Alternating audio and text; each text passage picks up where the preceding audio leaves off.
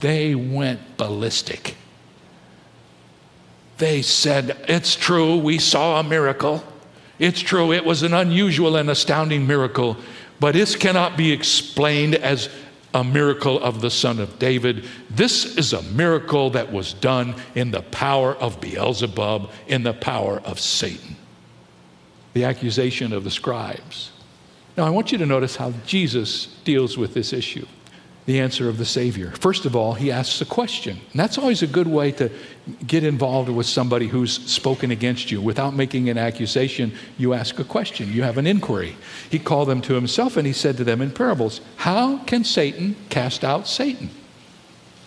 And the question really has no answer. And Jesus is about to prove it. And he goes through 3 lines of proof to demonstrate his point. First of all, his first illustration is a secular one. He says, you're saying that Satan cast out Satan. I said, well, let me just give you an illustration from the secular world. Jesus said, a kingdom divided against itself can't stand. Okay, I got that one. And then he goes from the secular world to the social world, and he says, a house divided against itself cannot stand. That house cannot stand. So a secular illustration, a kingdom. A social illustration, a family. Now he gives a spiritual illustration, and he says, and if Satan has risen up against himself and he is divided, he can't stand either. He has an end. In other words, he's finished. So Jesus makes his point. You're saying to me that I'm casting out Satan by Satan? That doesn't make any sense in the secular world, in the social world, or in the spiritual world. That doesn't work.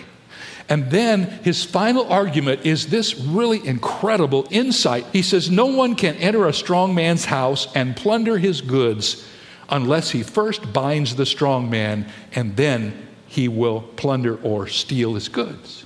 Now watch what Jesus is saying.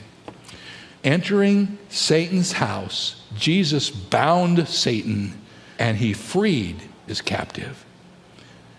Jesus appeals to the logical argument to answer the scribes' accusations. And instead of getting angry with them, he quietly